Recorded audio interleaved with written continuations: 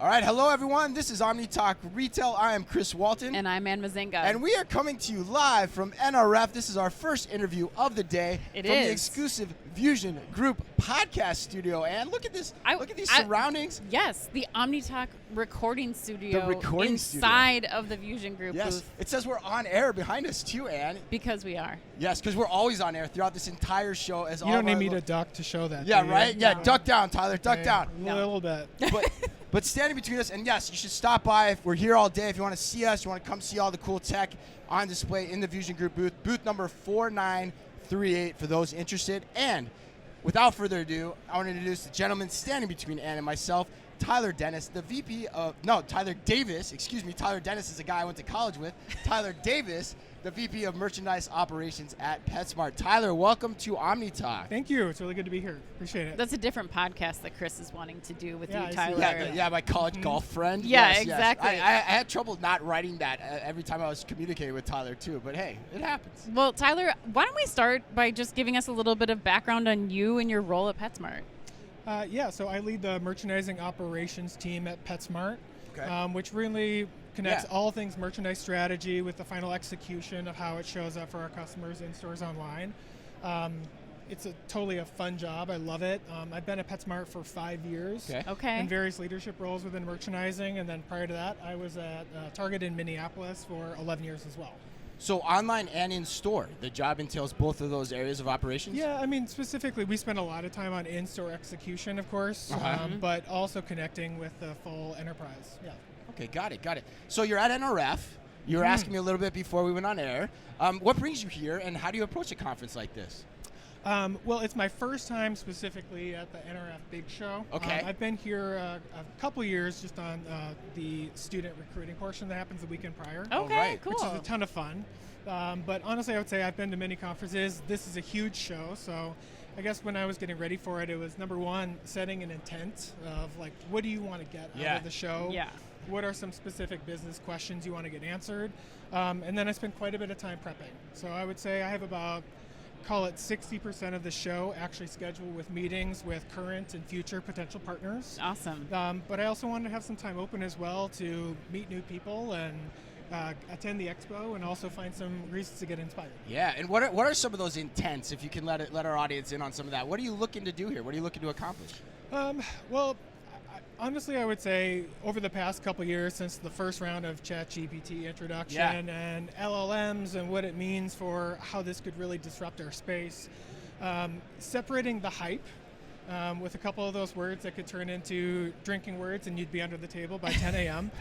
with actual reality of like what are some technologies that are going to fundamentally change this category is something that I really wanted to be able to be immersed in, talk with partners, and really hear how that can transform the business. Right. So even though your job primarily looks at in-store operations, you're still very intrigued by generative AI and the implications of it on your operations day to day. Yeah, I see. I mean, part of my role, not on the specific tech side, but all the merchandising systems that we have is, if you think of data being, I mean, the ability to be able to bring together all the customer data that we have, demand signals, taking a look at externally what's happening, and quicker than ever being able to give insights to our team of what do we need to pivot on to be able to exploit new opportunities. That's really exciting to me. It's just finding a couple of those big new technologies is something really interesting.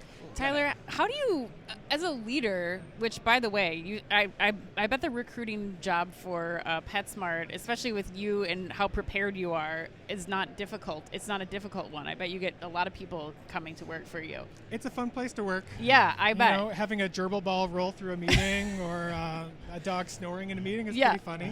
Well, I'm curious, as a leader of people, though, how are you having the conversation about using tools like ChatGPT? Like, how are you getting your team on board? Because I think it's really important that as a leader you're focused on things like that, because that's how some of these things happen in an organization. But are there any things that you've used or any advice you have for other people out there who are trying to lead teams and trying to utilize some of these new ways of working? Honestly, I would say like we're still very early adopters as an enterprise. Okay. I would say though, even for me, like I'm just really interested in the space. I spend quite a bit of time listening to podcasts early in the morning on my runs.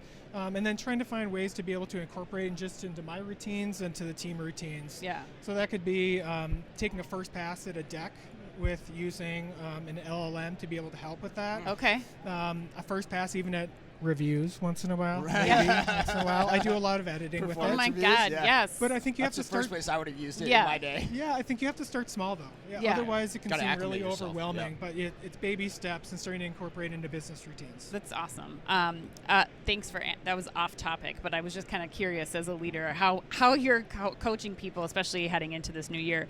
As you look back at 24, what are you most proud of in the work that you did and that your team did? Well, I would say, across retail, it was a challenging environment.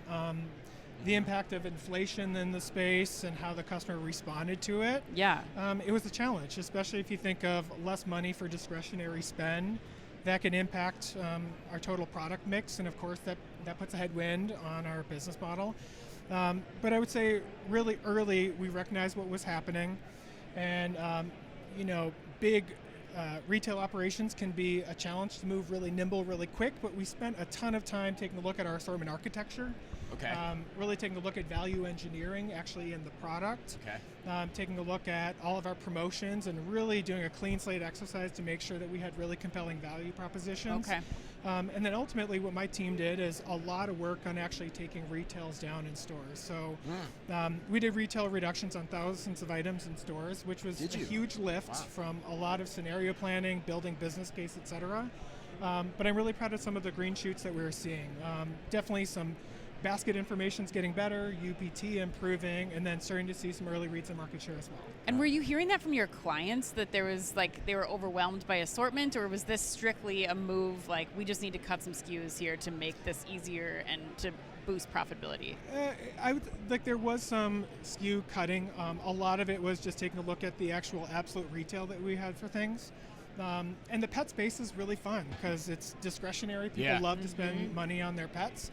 But taking a look at an inflationary environment, sometimes like a $10 bag of some really impulsive, fun holiday-themed treats, we were taking a look at how could we actually turn more if we went to a $5 retail, a smaller size, but still not take too much out of the mix. Right. Yeah, and people always say that the pet category is recession-proof to some degree, but even with that said, you guys were taking a hard look at price this year to make sure you're giving the best price to your customer day in and day out. I would say, if I just respond to that, I'm still very positive of the pet category into the future. I think a lot of the socioeconomic trends that we're seeing, how people love their pets, want to spend money on them, are enduring. Yeah.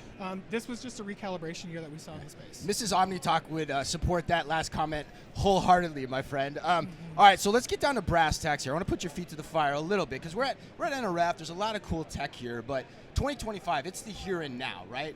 We're here in that year. It's upon us. What are you focused on in terms of improving merchandise operations? Let's get to the brass tacks of how do you plan to do that in 2025? I would say the three categories that I focus on with my team right now are, number one, just taking a look at our total calendar management that we have. Okay. Taking a long go-to-market calendar and really trying to condense it, and also just have a nimble approach if we need to change anything based on what we're learning from the customer. So making your merchandising more flexible. Merchandise more flexible. Get to market quicker. The actual call dates that we need to make decisions of being able to pivot as needed. I would say on the planogramming side as well, I think we do have more opportunity about more hyper segmentation as well, which can be a challenge, but that's one of the reasons that I'm here at the show, to see there's some potential solutions for that. Let me ask you a question about that before you go on. So how do you look at, because one question Ann and I always talk about too, is how do you look at segmentation in store versus online as well? Because online can be a great portal for segmentation if you use it the right way. How do you think about that? I would say my initial answer is online you want to have the full portfolio, but easy to shop.